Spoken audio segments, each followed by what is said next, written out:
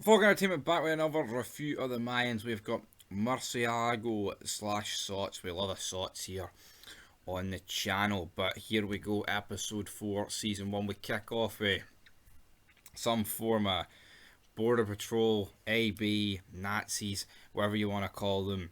They kill some illegal who's like moving drugs, but we kind of find that out later. The club. It looked like he had a couple of boxes of paracetamol. I know. It's not like bricks of cocaine that fell out his bag. And the black cop was at what is his sister's whorehouse. He's like, oh, I gotta check this out. By the way, in my workplace, you can get free boxes of paracetamol for £1. So yeah, that's trying to get free for $1. Like fucking maybe went to Spickland, not Poundland, but aye. And then we basically get it's like the mayor introduced after the intro. We get Bishop. They're talking there about what's. I mean, this episode's plot line is essentially some Mexican who crossed the border had one too many packets of paracetamol in his bag. Yep. And the club care about this. Why? Partly it's an issue with them because it's a drug smuggling fucking issue or something, but I mean, who gives a shit? It's one fucking guy. I know.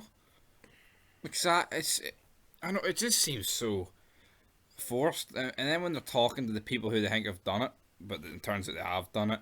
Like, I mean, that's like, imagine the Sons, like, Sam Crow finds some guy dead in the streets with a bit of drugs on him, and then they fucking go on a major hunt, like, you know, like, what? Like, even when they, like, discovered, like, oh, Darby's back dealing and charming again, it was never, like, fucking, it was like, oh, this shit again. It wasn't like, oh, fuck, right, we've got to go on a commando mission. Keep an eye on Darby, you know, just thinking.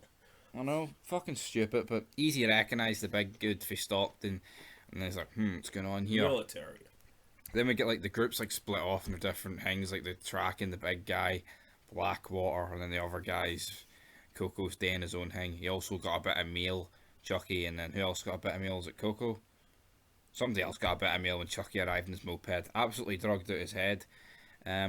Coco is, which I find to be pretty funny. Meanwhile, Emily, heavy episode this. She basically goes up to Nestor, Devontae, and Galindo with her PowerPoint presentation. Basically says she's come up with an idea to get Cristobal back, unite the people, and make the rebels look bad so we all look like winners. It's like, so hold on here. Ethan's been looking for his kid for like 2 weeks, a week, 10 days, whatever you want to call it, and she's just did 20-minute research and she thinks she's the man.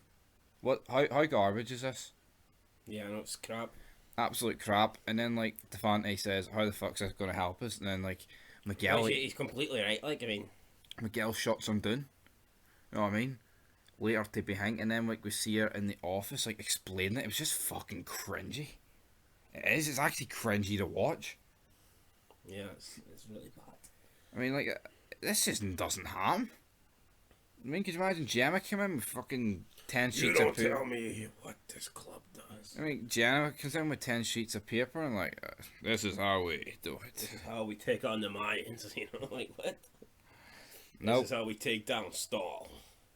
Nope. No, Gemma, you go in the fucking kitchen and you put on a lunch A for potluck. the club or something like that, you know. Or whatever the fuck it was called. But anyway, back to Emily later on. Meanwhile, Coco meet with his, I was supposed to say his mom and his sister. Is his sister? Oh, it's not his sister, it's his daughter. The only guy to get character development 3 seasons later, only still guy to be getting it.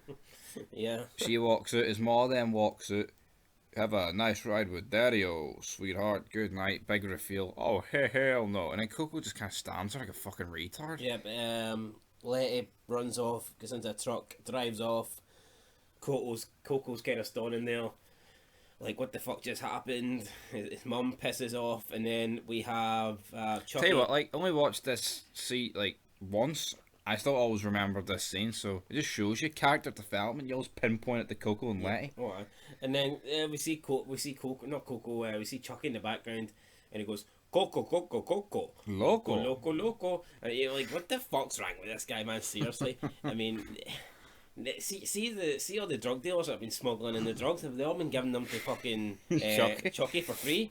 Is this guy? Maybe his hands were just fucking drugs. Never mind your 5 a day. Is this guy fucking? You know what I mean? Getting 5 5 bricks a day or something. I mean, come on, this guy is absolutely out there. There's been no explanation. How can he be like? I get it. He was always he wasn't even that fucking weird. Master.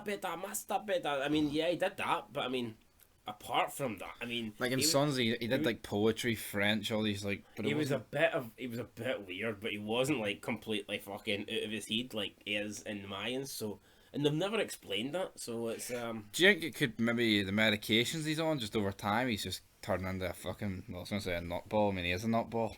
Can you say that in 2022? I think that's what it is. Doesn't really make much sense. Any otherwise. Meanwhile, though, Felipe is given a sticky note. He gives it to Easy. There's a big meet. Easy shows up. Could get his cousin there. Can't remember what this guy's name is. What's his cousin's name is in the police? Oh, yeah. Is it Oscar? We'll just go with Oscar. Nah, Works it's for me. DEA cousin will go away. The black guy's there. You gotta get your cousin to flip, yo, because I'm a gangster. Straight OG. He won't flip. God damn it. Emily Thomas will get her to flip. Get her to fucking die, man. That's what we'll do. But no, doesn't he harm. We also see Easy, like a scene with him talking to Alvarez. And albeit you said, why would Alvarez be talking to a prospect? I don't know, like when Alvarez speaks, you just take fucking notice. When Alvarez speaks, you listen. When Bishop speaks, you fucking Turn the TV down. and when Felipe speaks, you turn the TV off. So you know, like, right. Moving on. So fucking bad, man. But yeah, then we basically get the whole thing where he says to him, "You gotta make the choice easy." He's like, "No, it's 6 years, brother." And then we get the commando mission to the guy. What's the guy's host? Dennis. Dennis, yeah. So they turn it the Nazis, the B version of the Aryan Brotherhood. They get inside. It turns out They're all everyone's dead. Dennis starts firing, making a run for it. He gets chased down by Gilly, Angel, and Easy. I'm not sure how Gilly managed to keep pace with these guys, considering he's a fat bastard, but he did. It makes no sense, really. Plot purposes, just completely out the window. He gets shot. I mean, he's firing. This Dennis guy is firing all these bullets. Doesn't hit nobody. Angel fires one shot and fucking takes him out. Like, legit, just ends his life, ends his career just like that. So you're thinking, right, okay. At least he managed doing all these dodging maneuvers, but I get you. Bishop wanted Dennis alive. Angel obviously doesn't. Shoots him. Gilly's like, "What you doing that for?" And he's like, "Well, he's gonna bleed out anyway." This is stupid. Then he says, "Oh, we'll just say he got away." I know he outran 3 fucking guys, and come on. What do you Gilly, mean got away? In the middle of nowhere. It's not like he fucking. There's loads of places. he didn't to get a hide, head or- start. His he head start's like what, like 30 feet, Like he hopped and then in running 30 feet's nothing. He like hopped like in a car or something. That'd just be. I mean, how could he really get away? I know. I mean, you could maybe understand if he got away from one person, but 3. I mean, it's like it would just you'd be able to cover the distance. Like no, but no, it's actually mad if you think of it, right? The club never find out about these 3 doing their own thing, or these 4. No, not yet. Like, I know, but is it really gonna matter? well, I'd say, well, no, well, probably. I don't think it would matter now because it was that long ago, but I would say I would expect them to all lose their cuts, like. I know, but my logic is right. Well, think in season 4 it gets revealed. Riz is dead. Taz is already a traitor. He's done worse technically since they actually killed a member. Bishop's no longer president. Creeper's just pissing him with Angel could be the president. You're like, what's he going to do? Fucking Depatch himself. Yeah, but anyway, then Angel takes the guy's phone. He tells Easy to cut his finger off. He's like, "Are you for real?" And Angel's like, "You're lucky in a new phone, you'd be cutting off his face." Which was, again, kind of... I mean, it's the Mayans, comedy-wise, it's nowhere near as good as the Sons. Because I think the Sons, like, every couple of fucking minutes you had, like, great one-liners. But if there is, like, you normally get, like, 1 or 2 decent jokes an episode. Oh, yeah. But it's nowhere near the Sons. No. I know it affects that. It's when 90% of the cast is pish. Yeah, it's like all the good stuff comes from the same people. Like when Felipe said that thing about down the throat, I just feel like if someone with a bit of charisma says that, it works a lot better. And he's hee-haw. Yeah, but the way he said it I thought the way it was kind of dry and like, I know, but there's dry, like Chibs can do it dry, but he can also, with a bit of charisma. Back to DJ. Fuck off, back to DJ. You rode 6 hours to throw shade. You spiky bastard. Why you said that? You fucking burrito munching bastard. Fuck off back to TJ. Tijuana. Tijuana, your ass back to TJ. Right, anyway, DEI cousin shows up to Felipe, says, "You're not Felipe. You're just some fucking gardener from 1985. You don't exist past 1985, brother. Where's your paper?" Maybe his soul fucking died in 1985. He tells Felipe, you gotta get easy to turn, you gotta get easy to get Emily on side, or else you're getting deported. Your sons are going to find out the truth about you, and they'll never trust you again. And then he drives off, and he has to stop his car. He gets out and he starts puking everywhere. So yeah, I guess he feels bad about. What would Felipe be to this guy? Like second uncle or something like that? Step uncle? No, step uncle. It's Uncle? great uncle. Great uncle. No, there's not much great about him, like, but we'll call him great uncle. Actually, wait. Who cares? Moving on. If your cousin, Alright, what's his uncle? Right, It's good. his uncle. He said his second cousins, but who cares? Moving on. Right, he's something. He's fucking related to him. Right, they're blood, essentially. But I'm moving on, right, and this is when I was about to start puking everywhere. I think this scene is so fucking cringy. Miguel, Emily, and the fucking job squad, the Spick Brigade show up at the church. Everyone's screaming. Emily's busting to get to the front of the queue. She gets there. The nun that was in the video at the start of the episode with the baby filmed by your wee man He's been killed. has been killed. Then she gets trampled on, right? And this is just cheap. And the episode ends with them carrying. Like, I'm not saying getting squished like Hillsborough 2.0 ain't like Hing, but the way it harmed. But no, I know I also don't get, right? Why would that crowd of people run like that? I mean, it was just a dead body. I'm not saying a dead body there, right? I'm not saying it's a pleasant thing to look at. But they were literally running as if they were being sprayed at. When in reality, all it was a dead body with a message. And you've also got to factor in, like, how many got in the building before noticing the nun? Like, realistically. No. First couple of people in, not see it. You're like the way this is led to believe is like Everybody 200 gets in people. and then The fucking body appears, and then it's also like Miguel knew. I know what we see at episode I'm 5. going to be honest, right? See the way things are, and see the way life is. Most people would, in my opinion, would look at it and be shocked and have a nosy.